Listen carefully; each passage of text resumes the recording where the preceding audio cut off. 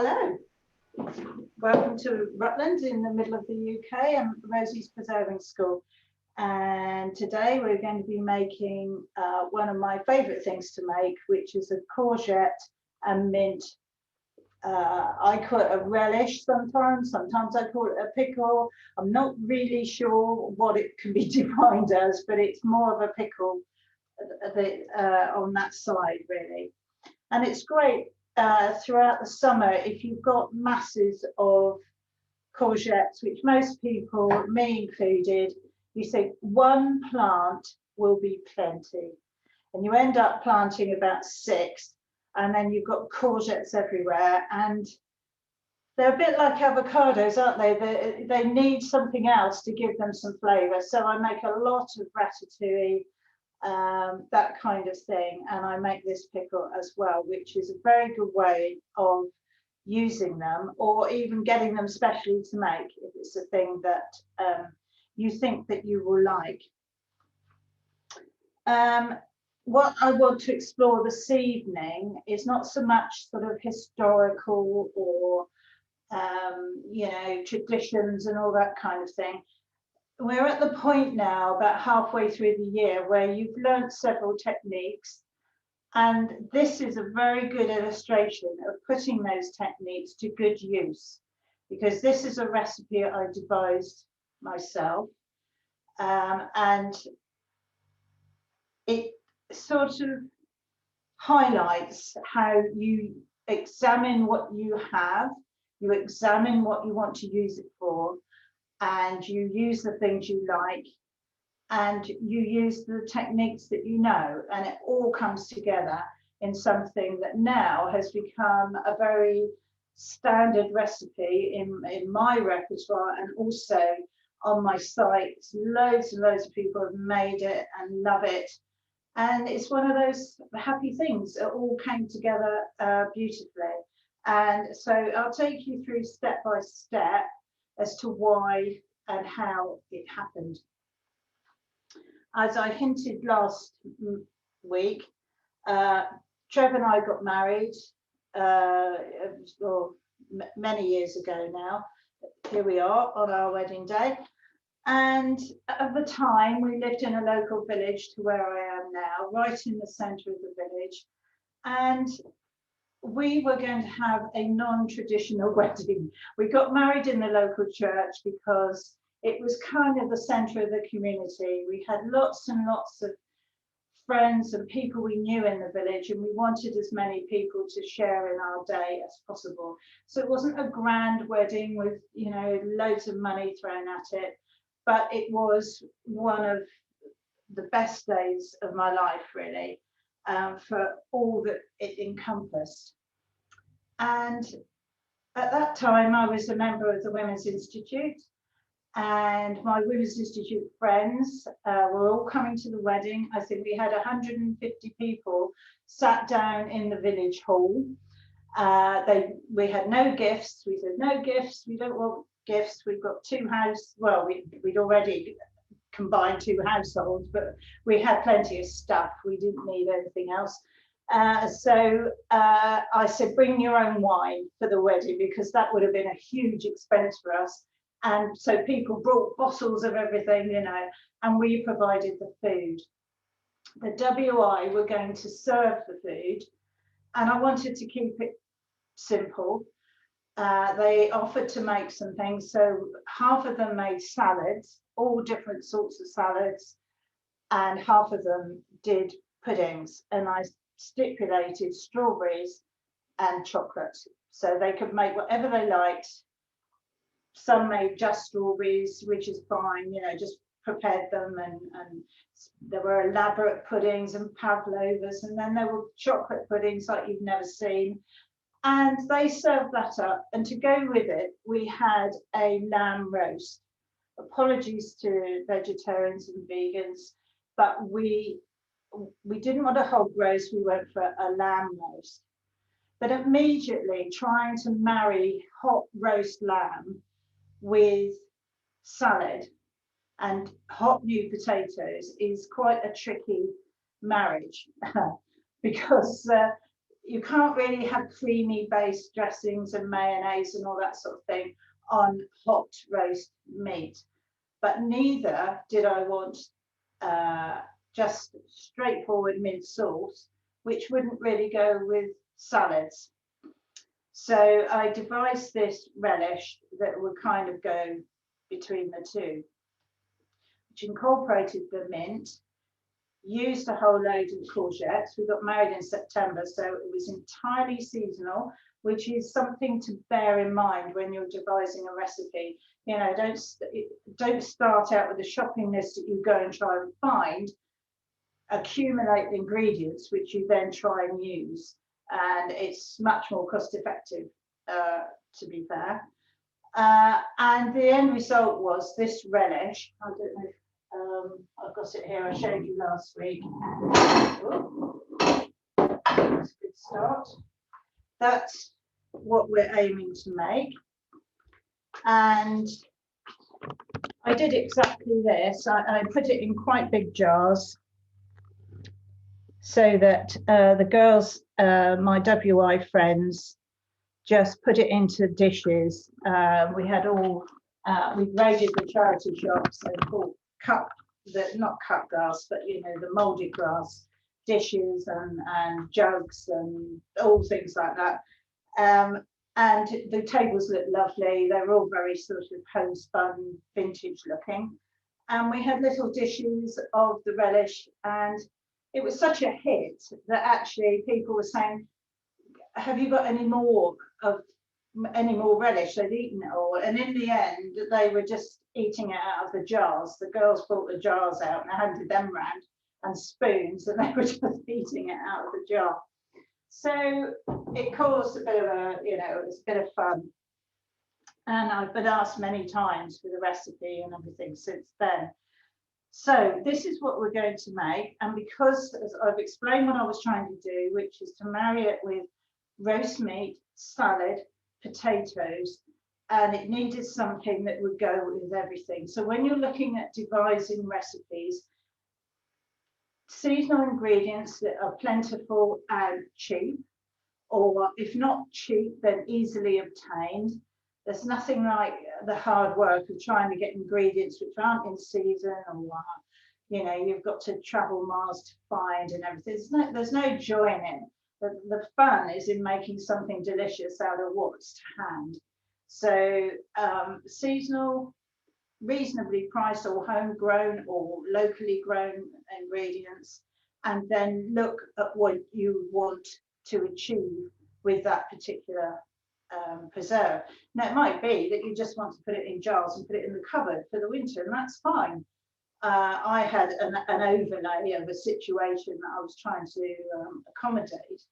But if you're just wanting to create your own preserve with a glut of something perhaps you've grown or you've seen when you were out and thought, oh, you know, that's a bargain, or that's good. You know, often farm gates and people have, especially in the autumn, there's always boxes of apples and that kind of thing out and about.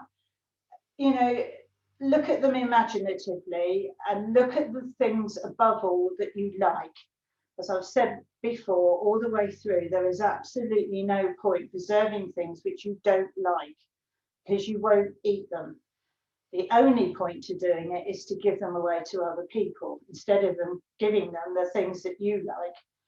But that's a bit of a, you know, it's a bit, I'm not in the business really of cooking specially to give it away to friends, really, to that extent.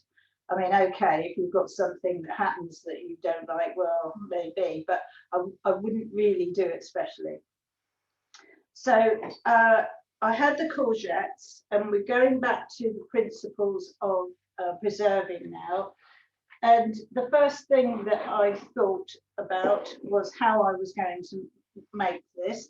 Clearly, again, I didn't want a sort of thick sauce like a ratatouille or something like that. I wanted it light and vinegar based, really. So, and then as you can see from the jar, the attributes of the preserve are preserved and you can see them. And I think that's what makes it look so attractive, is because it's quite clear what's in it. and it's not sort of thick and gloopy. I mean, there's a place for thick and gloopy, but not on a salad really. So I started with my courgettes, and that immediately defines how you're going to cook things. I'll just move things a bit there. Because courgettes, as we all know, those of us that have grown them, require a lot of water to grow. So going back to first base and preserving, the first thing you need to do in the preparation is to get a proportion of that water back out again, because otherwise the pickle will be far too wet. And when I come to the vinegar, we'll go over that again. But the principle is to cut up your ingredient quite small and then put salt on it. So you build up the layers in the bowl and you put salt on as you go. You'll need that again in a sec. And then leave it overnight, at least 12 hours, and the water will be drawn out of the ingredients by the salt, and that reduces the moisture content. As we know, all preserves are based on removing as much moisture as possible. Now, you don't want to remove it to the point where it's all sort of shriveled up, and it just needs a proportion. And if I lift this up, this is a colander, and you can see in the bowl underneath just how much water has come out during that process, which is quite a lot. What I'm going to do now is to just rinse this under the cold tap. That's all you need to do. Don't soak it in a bowl and think, I must get all the salt off and all of this. You're not going to add any other salt to the recipe. So what, if any, remains will just be flavour. It won't be salty. By rinsing it off, you're not allowing that water to go back into the courgette, so there'll be no point soaking it. Because there's now a deficit of water, and they're sort of like when you sat in the bath too long and you get wrinkly fingers, it's a bit like that. They will immediately soak up the first available liquid. So they would suck in that water and put it all back. So you're back to square one. What you want them to take in is the vinegar. So I'm just going to quickly take this over to the sink and rinse them. I didn't want to do it before so you could see.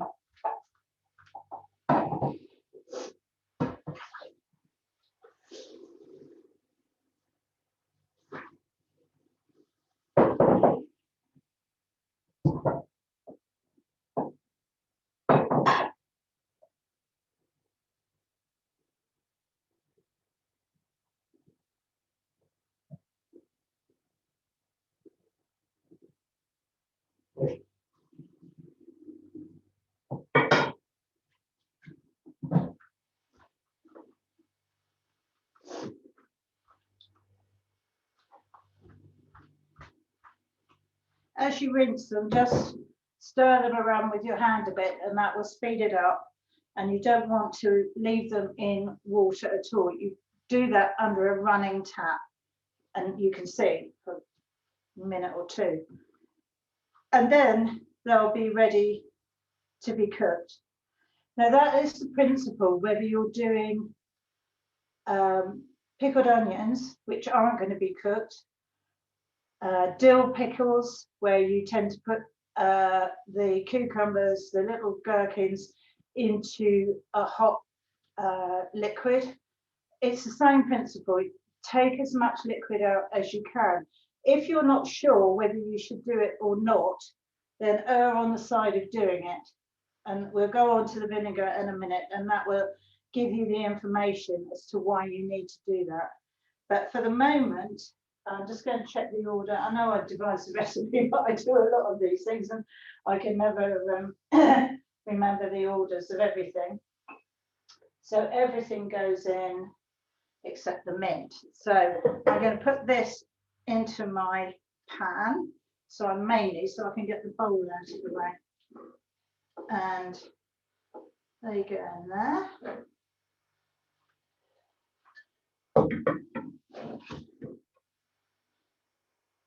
Just making sure there's no questions, but you're having a chat, so that's great. Put that over there. And we go on to the vinegar. Now, the recipe says distilled malt vinegar, which is fine, which will give a very clear pickle and is probably best for clarity in terms of there's no colour added by the vinegar, but that's a trade-off with the flavour. I find the malt vinegar quite a strong vinegar, but if you don't mind that, use the distilled one, the clear white vinegar. Now then, vinegar, we'll just do a recap on vinegar because we've got some new people. Vinegar, the vinegar you should use must have vinegar on the label. It has to be produced to a 5% acetic acid level, which is the minimum for using in food preservation.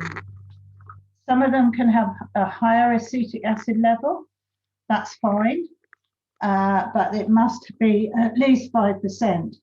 If you use something called a non-brewed condiment, which you often find on markets and places like that, it's okay for making salad dressings and that kind of thing. But for food preservation, it is a chemical, sort of chemical construct really, and it's not suitable for food preservation. Vinegar is brewed, and it's brewed from the source. Like here, it's cider vinegar. So this is made from apples. Distilled malt vinegar is made from barley, I believe. And all the different vinegars, whatever it says on there, that will be brewed from the alcohol produced by the main ingredient. If you leave alcohol open to the air, covered, it will make vinegar naturally. It's just something that happens. But the industry brew it to specific standards. It's great fun making your own vinegar, but I wouldn't use it again for preservation because you can't really accurately assess its strength. So I'm going to use cider vinegar because I prefer the flavour to the malt, distilled malt vinegar. You could use a white wine vinegar, a rice vinegar, all different things. As I've said before, vinegar is vinegar is vinegar. So as long as it's got that name on the label, they're interchangeable.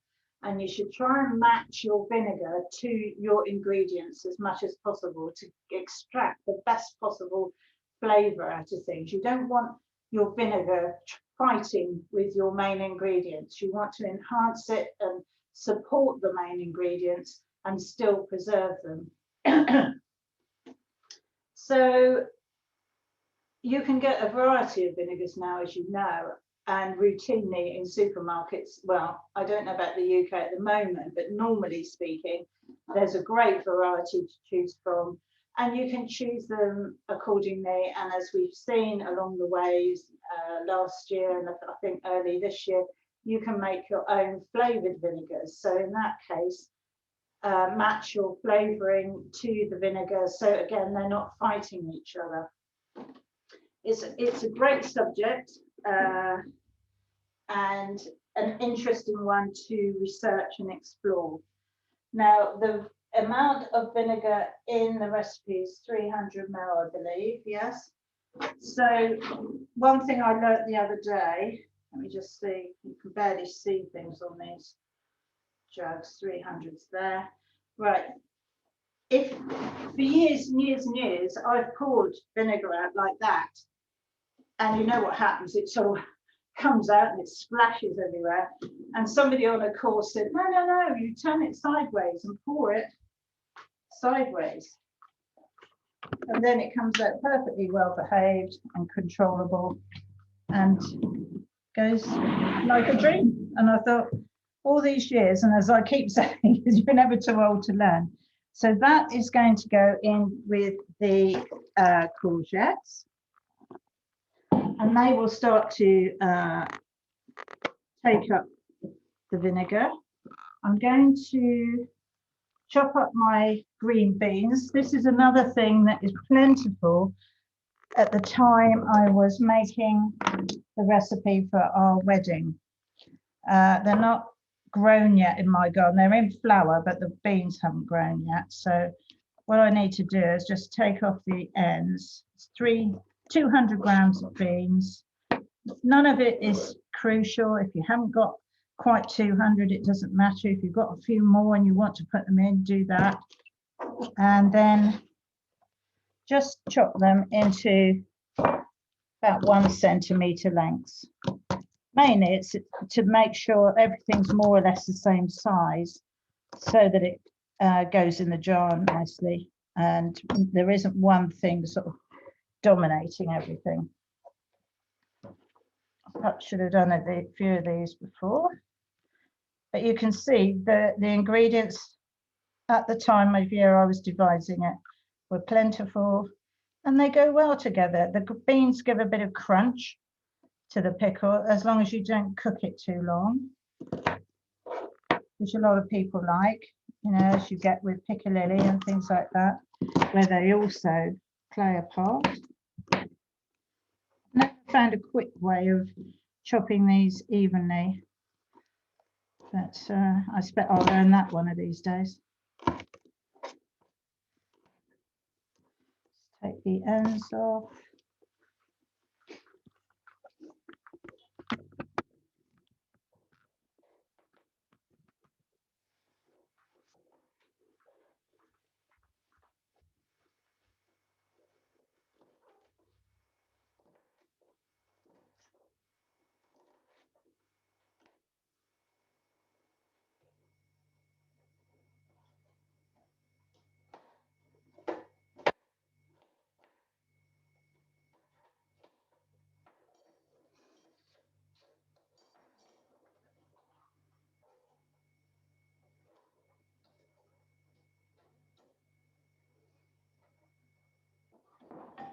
Right, I'm going to do some of the onion now. There's 200 grams of onion. I'll do the rest of the beans in a minute. I just want to make sure that all of the ingredients are in the pan together, and then I can add the other ones in as I go. This is white onions. You don't really want red onions in this lovely green relish. Flavors are similar, but you know, this is more about the look of the thing than creating different flavors.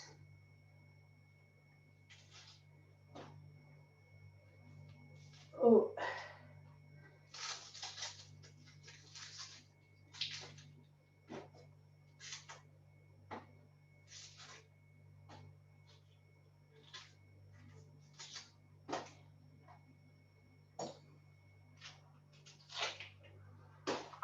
All right, so I cut in half and then I cut down in about, I don't know, ½ centimetre slices, and then I cut across, holding it firmly so that hopefully we can get one more without cutting my fingers. And I'll do those bigger bits at the end.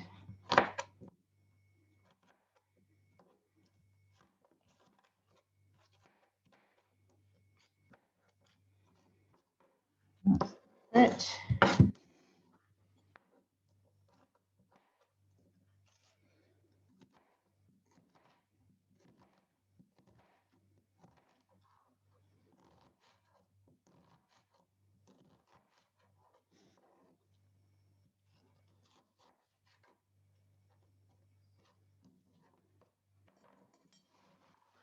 That can go in the pan.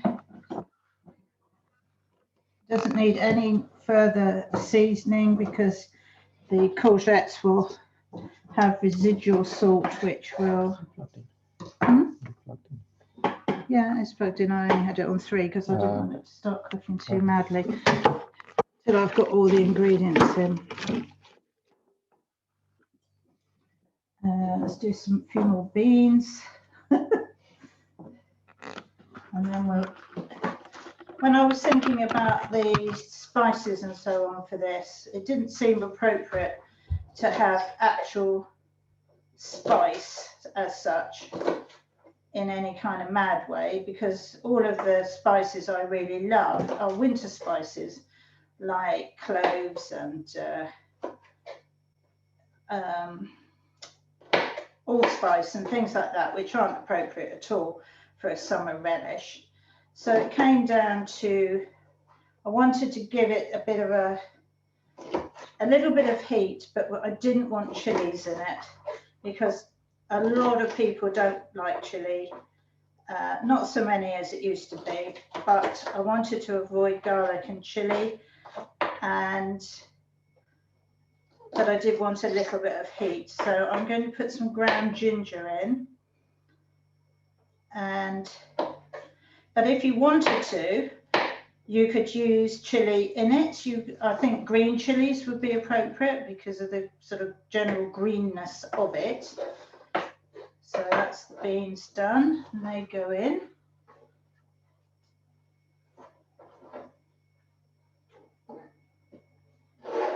That's heating up. Put the bits in the bin for the compost.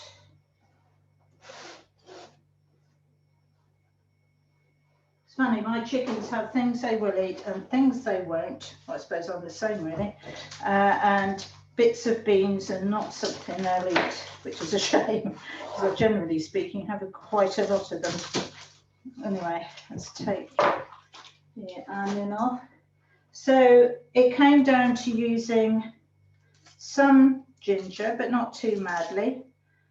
And then what I'm going to put in is some black pepper seeds, which again give a little bit of heat, but they look attractive as well against the green and the clear vinegar. But if you wanted to, if you didn't want to put mustard in, you could use poppy seeds, which would give the same effect. And then the last seeds I've got are fennel seeds, which give a very mild sort of aniseedy flavour, which went really, really well with this, and proved to be the kind of, not the turning point, but it really gave it a kind of depth.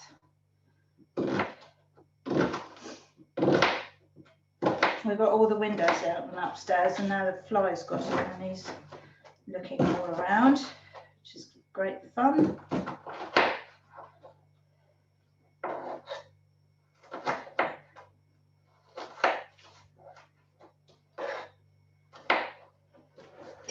Right. That's that.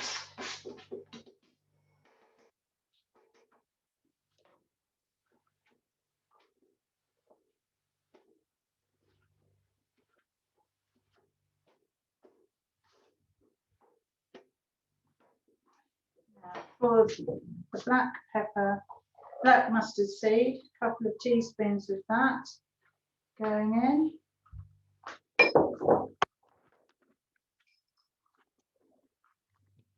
Fennel seeds is a teaspoon. Heaped. I'll put a little bit more in because I like them. And then a couple of teaspoons of the ground ginger, which I've got here. Yeah. Just put this in, then I can.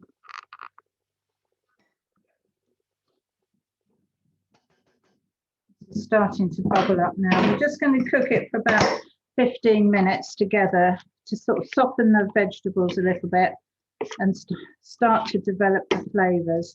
Give that a stir.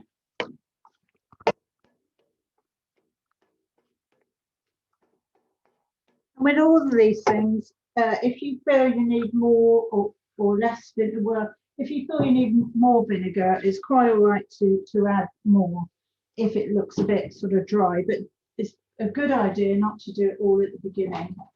Wait and see what it cooks down like. Just check the questions.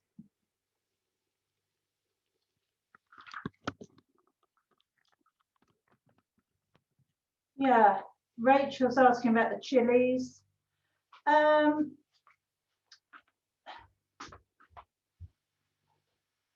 would maybe put 1 teaspoonful of ginger and the chilies. The chilies is so subjective because the heat of the chilies, you can't really guess it. It depends how much you like chilies. If you don't mind things really hot, then go for it. You know, put your chilies in. I can't recommend how many because I've never put it in there. So, and you know what your own tastes are like, you know. And if I made anything for my son, I mean, he doesn't live here with us, but if I made anything for him, he would always say it wasn't hot enough, however much I put in. So it's very, very hard. I think you've got to look upon this relish as just that. It's just tasty. It's not a definitive chili preserve. So I would get a couple of the long green chilies because I've found the longer and fleshier they are, the kind of, they're not quite so hot as the really little tiny ones. So just slice them up. You can put the seeds in as well. If you add the chili seeds to anything, that increases the heat. So, and you can put those in, but I wouldn't put them in now. I'd wait until you kind of are near the end and then put them in just to heat through. Otherwise they tend to cook down into a sort of a bit of a soggy mess. A bit like when we made the jelly, you know, just cut it all up and put it in for the last 5 or 10 minutes. So that's okay. We've done the seeds. So pick your spices and so on according to your own particular taste. Celery seed is another good one to use. It tastes very strongly of celery, but they're very, very hard to find. You can't, you know, not a lot of places sell them. You could, of course, you know, taking from the dehydrating class, you could dehydrate celery and powder it, and then you could add some of the powder if you wanted to, perhaps instead of the ginger, if you didn't want that heat at the background. Elizabeth saying, could you try green chilies and cilantro? Yeah, absolutely. I would still use the white vinegar or a very pale vinegar, even with Latin dishes. I don't think you want everything sort of tomatoey, if you know what I mean, or red, and especially with the ingredients. I think it's nice to keep it to the kind of greenness. You haven't missed the sugar, Rachel. I haven't put it in yet because I was answering the questions. But the sugar is white granulated, 200 grams. Again, because it won't colour the relish. If you put any of the other sugars in, it will change the colour, and you'll end up with a sort of brownish base, you know, which I don't think is a good look really for this. So stir that in, and as I said before, like I said, wait until everything's in and you've cooked it for a bit before deciding to add more vinegar, because sugar always makes everything more liquid, which it's done in this case. It looks as though the vinegar has doubled, basically. So recapping on our preserves and preservatives, you've taken the water out, you've added the vinegar, there's some salt in there, and you've got sugar in there. So you've got the holy trinity of preservatives in the relish, and then you're heating it, so it's going to keep safely. The trouble with a lot of pickles is you start off with cold, and then you may add a hot vinegar mix to it, but things like pickled onions and as I said, the dill, cucumbers and things are generally put into the jars cold, and the heat of the vinegar isn't enough sometimes to preserve them thoroughly. You have to be quite careful. But anyway, mint. We haven't got the mint in. This is, I had quite a bunch of mint, quite a handful, and I've taken the leaves off the stems and I've chopped them up, and we're going to put in half of it now, and we're going to wait till the end to put the other half in. Half now will cook in the flavour. You'll get the benefit of the flavour in it, and then we put the other half in, which will stay looking lovely, but it will also flavour it. It doesn't need to be cooked and cooked and cooked because there's not enough water in it to make any difference to anything. So I'm going to put half of this in, roughly. It doesn't have to be exact. Just put in about half. And stir that in, and immediately you get that hit coming up in the steam of the mint. And you can see how much liquid there is now compared to how it was at the beginning. This is always a problem. It sticks to the spoon and then it the mint. Anyway, how I like to do my mint is strip off the leaves, and as I do that, I hold them together, and then I chop them into strips with scissors, and then I put them in the jug or a bowl, and I chop them with scissors like this. It's not super fine. It depends how much stamina you've got and how long you do it. It's irregular, but it's not all made into a mush. I mean, you know, I've got all sorts of chopping machines and processes and stuff, but it just destroys the herb completely, I find. And it's easier to just spend 5 or 10 minutes quietly chopping, and you get all the mintiness coming up into your face. And it just adds to the you know, when you look at it, when you serve it, you sort of think about all that you did. So we've got our mint leaves in, half the mint. We're just going to cook it on for a bit. This is my little jug here. When I was a little girl, I told you I used to roar around the place and generally annoy everybody because I never stopped talking and I never stopped moving once I got up. And so on Sundays, I had to sit down with this jug and my mint leaves and a little pair of scissors and chop the mint for the mint sauce. And whenever I showed no, that's not good enough, my mother would say, you know, keep on, you've got to be finer than that. You know, Dad won't like that. And this little jug I've now got myself. I don't make mint sauce in it, but I look at that and I've got all those memories of doing that little job. And the scissors were proportionate to my hand, and I used to just sit there doing that, and it's all stained at the bottom where the vinegar's got into it. And then we'd add some vinegar. It would just be brown malt vinegar, and a teaspoonful of sugar, and that was all ready for Sunday lunch. We had lamb during the week this week, and Trev used up the last of the jar of the mint sauce. And I looked at it and I thought, I've never made mint sauce. I've made mint jelly, but I've never made mint sauce, because I looked at it, I thought I must order another jar from this farm shop. And I thought, what am I saying? I should be making it. And so now I haven't ordered it, and we've got loads of mint this year, and I'm going to make him some mint sauce that he can have with lamb. I have some occasionally, but he loves it. So, and don't just use it on a roast meat. You can use it on all sorts of things. You could put it on jacket potatoes on something, or you could use it as wipe it over in a sandwich and some cold meat or something. All these things we grow up with a sort of a view of we've got to do this with it. And that's where we stay, in these sort of tram lines of that's how we use it. But just think about, you know, other things that you can do with it. I'll just clear away this bit of mint because I don't want to add it to what's there, because You'll have to watch me chopping mint then for 10 minutes.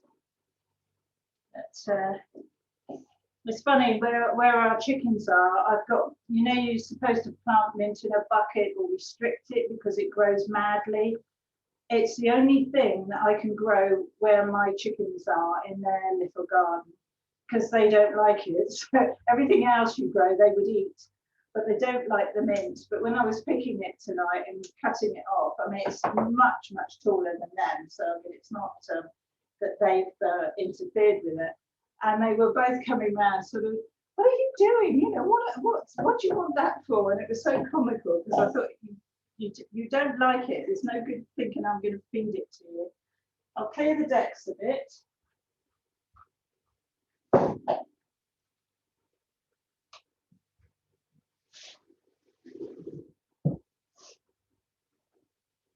If you haven't got any growing, then supermarket mint is fine. When I buy herbs from the supermarket, I tend to generally only buy tarragon because I find that very difficult to keep in the garden, keep it growing from year to year. I tend to buy the ones that are in some sort of base, you know, not the chopped ones in packets where they've been cut off and sealed. If it's still growing, however however small that is, you know, they're not usually in soil and things, but they're still growing, they're still going to be the most vibrant. So try and get those. And if you cut them off, you can keep them and water them and they'll regrow, or you can plant that base up in pots or in the garden, or if you've got some pretty tins or something, I've got a couple I'm going to do that with, that we had Italian biscuits given to us at Christmas, you know, and they've got pretty, so I'm going to do that kind of thing with that. So get the growing ones if you can, because you'll get more from it, and it will be that much fresher. So this is doing well. I'm going to get lined up to jar it up in a moment. I've got my other mint going in there. Don't need those.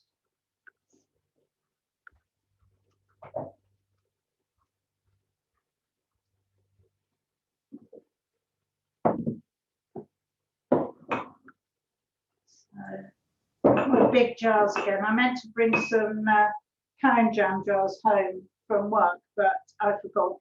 So we've got our Orchio jars again, but the £1 jam, the kind of what you would know as a jam jar from a child, you know, the standard £1 jam, are great for this, for any kind of pickle or relish. They're easy to fill, they're not expensive, and you know, they just stack nicely in the cupboard.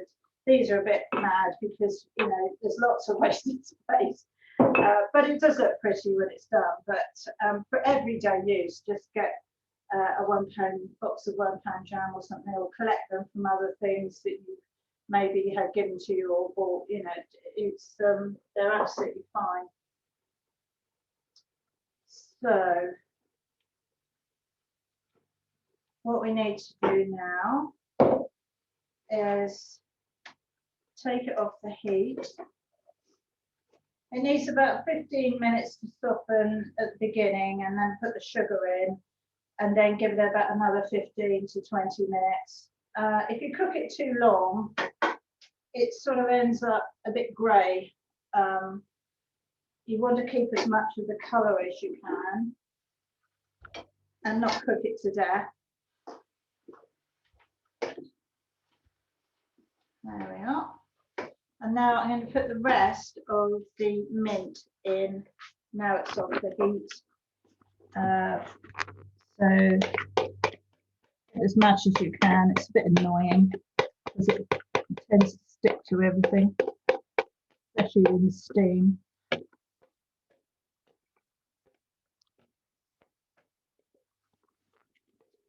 All that chopping, you don't want to leave half of it behind. Do that with a spoon, and that will get rid of that. And then just stir that in again to evenly distribute.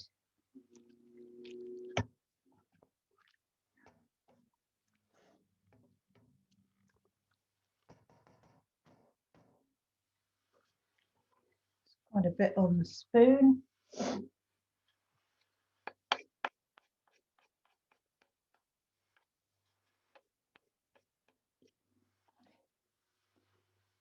You heard me say about the mint sauce, Trev. Well, now I've said it in front of all these lovely people, I'll have to do it, won't I?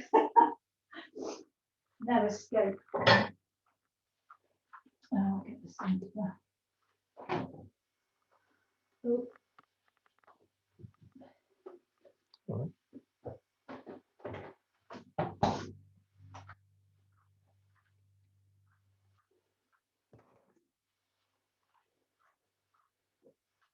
Right, so we can start to jar up. Usual thing, go right to the top. Use your funnel if you've got one, save any spills.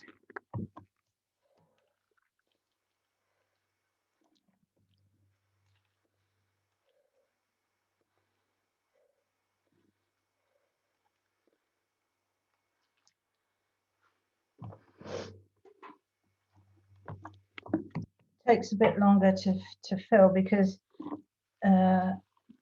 as the base is thin, you haven't got the sort of, you know, thicker chutneys are more like jam and it flows better. But try and even out the vinegar in the jars. You know, if you put too much in at the beginning, in the first jar, you won't have enough liquid to do all of them. And you could do sort of two jars at a time, so you sort of even it out.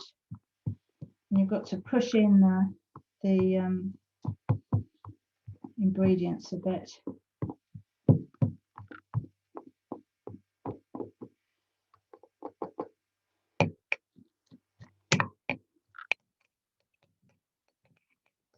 Walk it round, get out any air pockets. You don't want air in there trapped. And then put in a bit more on the top. It's worth taking a bit of time to do it thoroughly.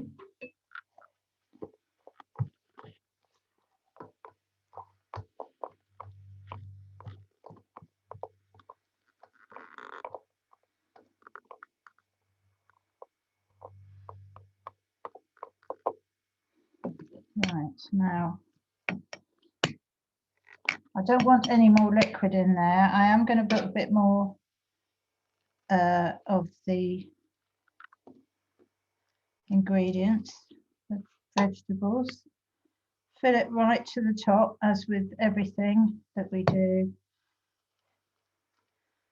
There we are, pretty much. And then we do what we've done before, is you just press down on the top with the back of your spoon, and it brings the vinegar mixture up over the top, like that. And then if you just need another spoonful, in it goes.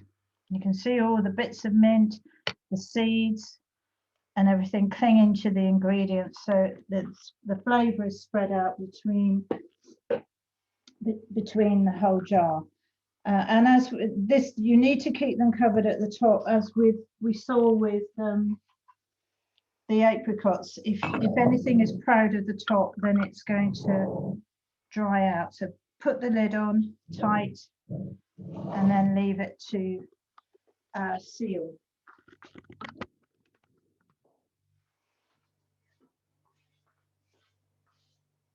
I think this is going to make about 3 jars. I'll just do another one while it's nice and hot.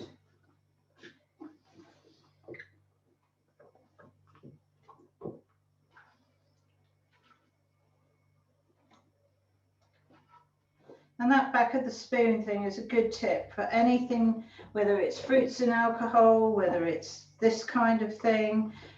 Mincemeat, when we made mincemeat, we did it so that the buttery juices would come up over the fruit, so the top of the fruit wouldn't dry out. That kind of thing, if you just press down gently, you're going to get everything nicely covered. It will all stay nice and juicy once it's sealed up.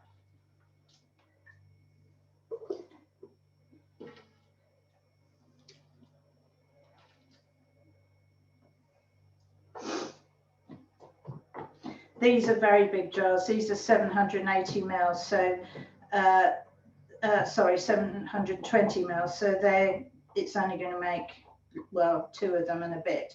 So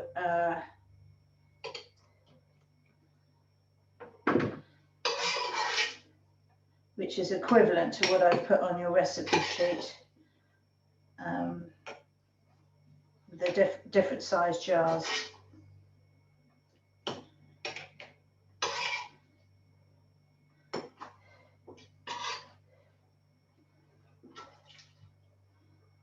Bit more juice. There we are. And then press down like that and put on the lid. There we are. There's 2 more for the store cupboard. So I just want to, I hope it's not still too warm. I've just put a little bit in this bowl and show you one very good use for this is, although I said you don't want sort of creamy dressings with salad and so on, this goes very well when it's obviously cold. Mix it with some plain yogurt.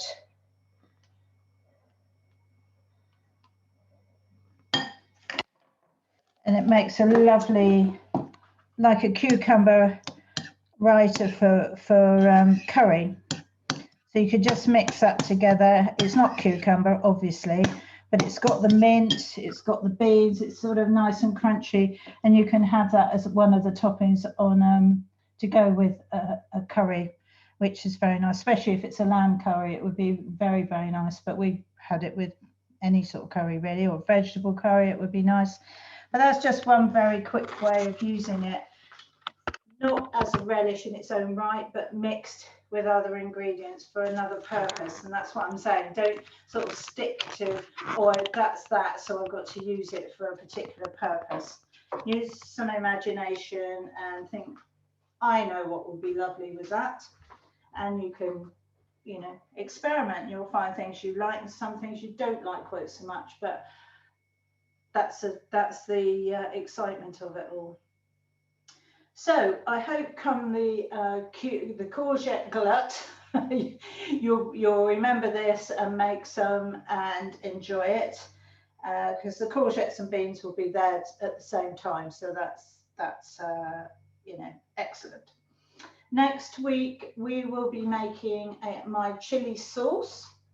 And again, you can make it with any kinds of chilies, any heat that you want, but I'll show you a basic way of making a chili sauce that I found is, again, it's my own recipe and I found it's very, very easy to do, and it doesn't involve, I have made chili sauces where I've ended up with such a pile of peelings, and you know, they've had red peppers in, which hasn't really brought much to the party, but I've ended up with all the middles of the red peppers and a huge amount of waste.